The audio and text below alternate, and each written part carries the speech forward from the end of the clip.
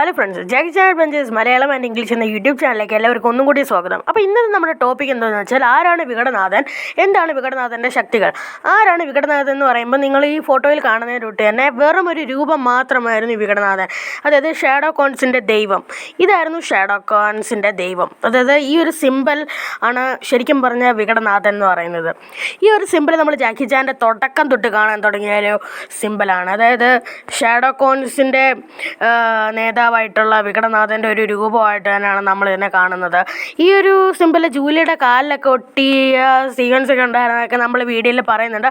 So ഇപ്പോൾ തന്നെ channel ഇഷ്ടപ്പെട്ടാൽ ലൈക്ക് ചെയ്യുക, ഷെയർ ചെയ്യുക, സബ്സ്ക്രൈബ് ചെയ്യുക, ബെല്ലൈക്കൺ ഞെക്കിയാൽ ഞാൻ എപ്പോഴും ഇടുന്ന വീഡിയോസ് നിങ്ങൾക്ക് നോട്ടിഫിക്കേഷനായി ലഭിക്കും. സോ നമുക്ക് നേരെ വീഡിയോയിലേക്ക് പോയാലോ.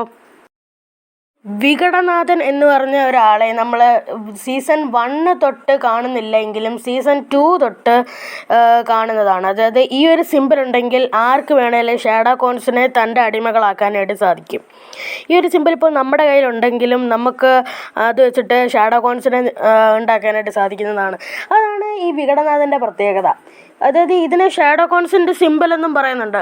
ഈ ഒരു സിമ്പിൾ ജൂലിയുടെ കാലിൽ ഒട്ടുന്ന സീക്വൻസിനൊക്കെ ഉണ്ട്. അതൊക്കെ നമുക്കിപ്പം നമ്മുടെ തമിഴിലും മലയാളത്തിലും വികടനാഥൻ എന്നാണ് വന്നത്, ബാക്കി ഭാഷകളിലെല്ലാം. പക്ഷേ ഇംഗ്ലീഷിൽ തറക്കുടോ എന്നാണ് പറയുന്നത്. Tarakudo the king of shadow khans എന്നാണ് പറയുന്നത്.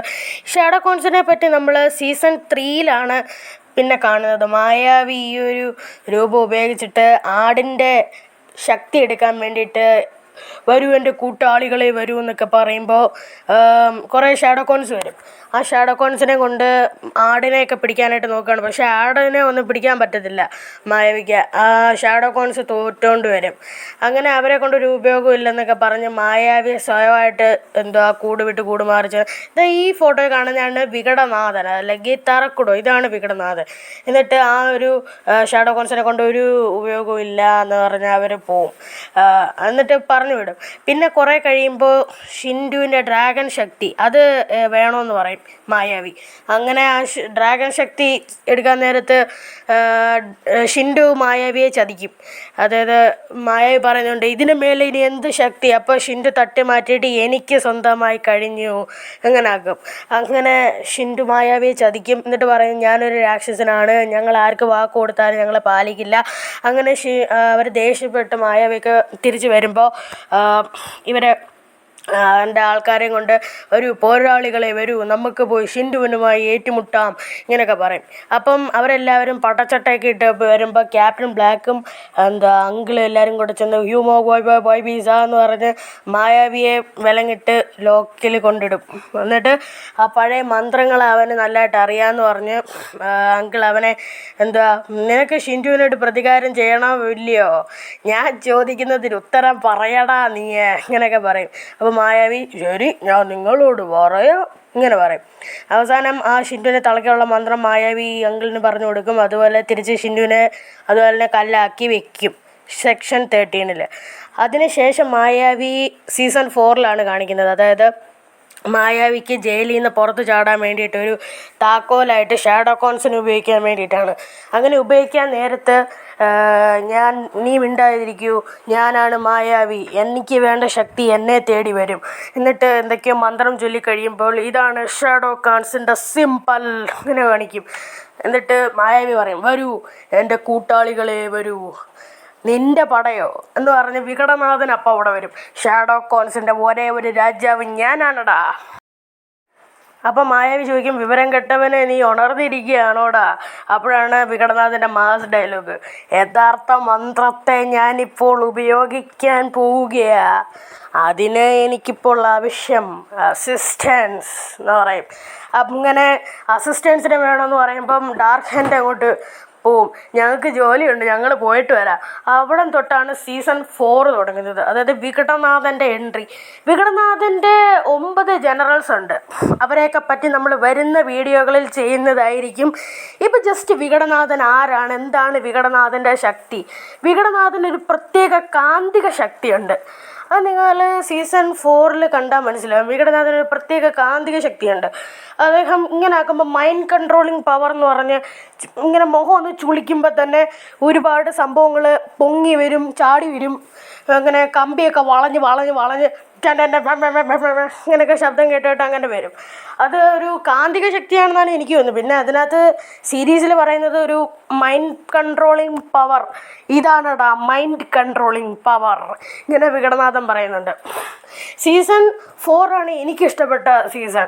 നിങ്ങൾക്ക് സീസൺ 4 ആണ് ഇഷ്ടപ്പെട്ടതെങ്കിൽ ജസ്റ്റ് ഒന്ന് കമൻ്റ് ഇരിക്കുക. അതുപോലെ തന്നെ വീഡിയോ കാണുന്ന എല്ലാവരും ഇപ്പം തന്നെ ലൈക്ക് അടിക്കണം കേട്ടോ. കാരണം നമുക്ക് വീഡിയോ കൂടുതലും ഡിസ്ലൈക്ക് ആയതുകൊണ്ട് തന്നെ ലൈക്ക് അടിക്കണം. ഡിസ്ലൈക്ക് എന്ന് പറയുമ്പോൾ ഒരു 6, മാക്സിമം പോയാൽ 12, അതിൽ കൂടുതൽ വരില്ല നിങ്ങൾ വിചാരിച്ചാൽ. ഓക്കെ. അപ്പോൾ നമുക്ക് സീസൺ 4 വരുമ്പോൾ വികടനാഥനെ നശിപ്പിക്കാനായിട്ട് 9 മുഖംമൂടികളാണ് ഉള്ളത്.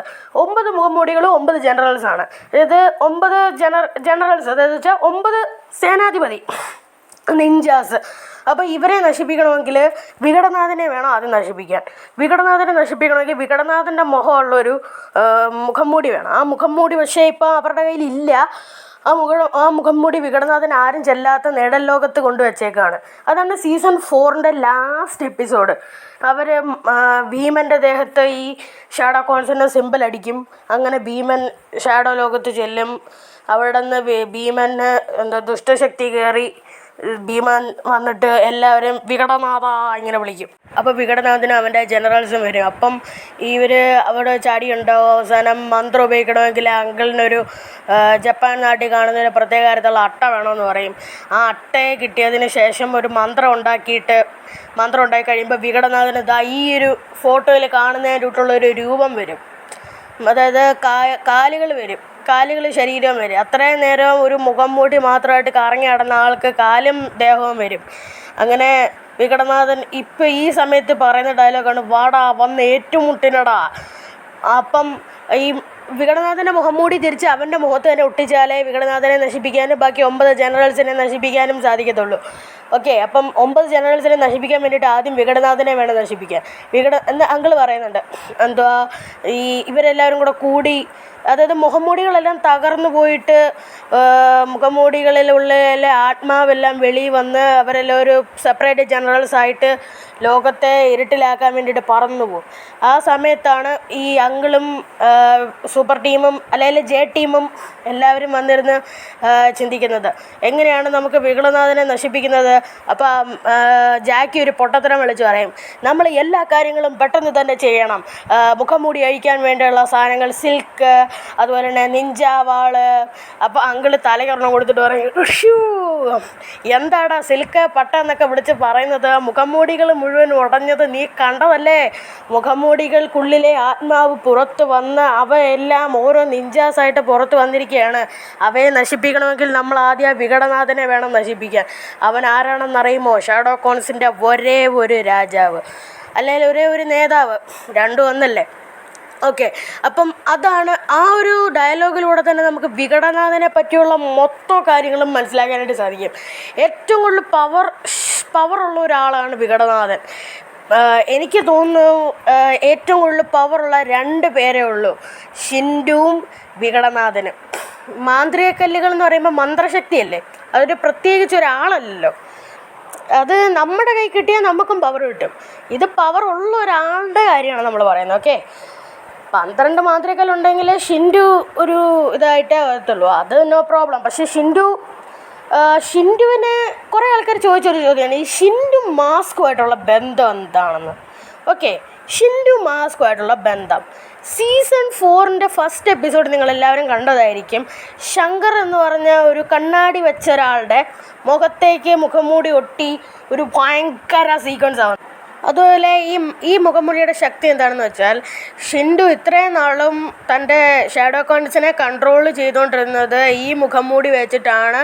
മായാവിയും ഇത്രയും നാളും ഈ ഒരു മുഖംമൂടി വെച്ചിട്ടാണ് ഷാഡോ കോൺസിനെ കൺട്രോൾ ചെയ്തുകൊണ്ടിരുന്നത്.